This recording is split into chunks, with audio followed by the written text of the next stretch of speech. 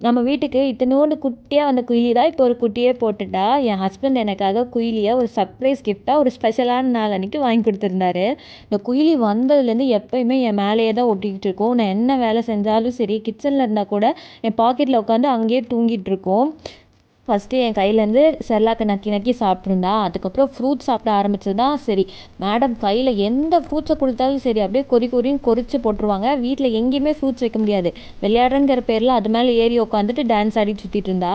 அப்புறம் கொஞ்சம் பெருசானதே சேட்டை தாங்கவே முடியல. மேலேருந்து கீழே குதிக்கிறதுன்னு ஒரே தாவல் தான். இந்த டைமில் தான் நம்ம வீட்டில் இந்த தேவ் பையன் வந்தா. இவன் அப்படியே குயிலுக்கு ஆப்போசிட்டு ரொம்ப சைலண்ட்டாக அமைதியாக தான் சுற்றிக்கிட்டு இருப்பான்.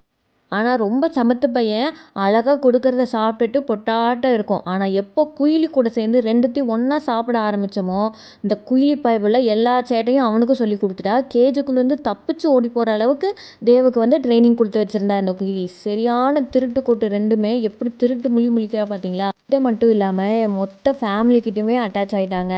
என் ஃபேமிலியிலே இதுங்க இருந்தா போதும் ஒரே ஜாலியா சந்தோஷமா இருக்கும். சுகர் ரைடர்ஸ் வந்து ஒரு சோஷியல் அனிமல்ங்கிறனால நம்ம கிட்டலாம் நல்லா ஒட்டிக்குவாங்க. பாசமா இருப்பாங்க. அதனால குடும்பமே ஒரே ஜாலியா தான் இருக்கும் இதுங்க இருந்தா. இதுங்க 2ம் இப்படி இருந்து கடைசியில ஒரு குட்டியே போட்டு 2 பேரா வந்தவங்க இப்போ 3 பேரா எங்க ஃபேமிலியில சேர்ந்துட்டாங்க. அவ்வளோ சந்தோஷமா இருக்கு. உங்களுக்கும் அப்படிதான் இருக்கும்னு நினைக்கிறேன். உங்களுக்கு குயில் பிடிச்சிருந்தா ரெட் ஹார்ட்டோ, தேவ் பிடிச்சிருந்தா கிரீன் ஹார்ட்டோ கமெண்ட்ஸ்ல போடுங்க. டாட்டா பாய்.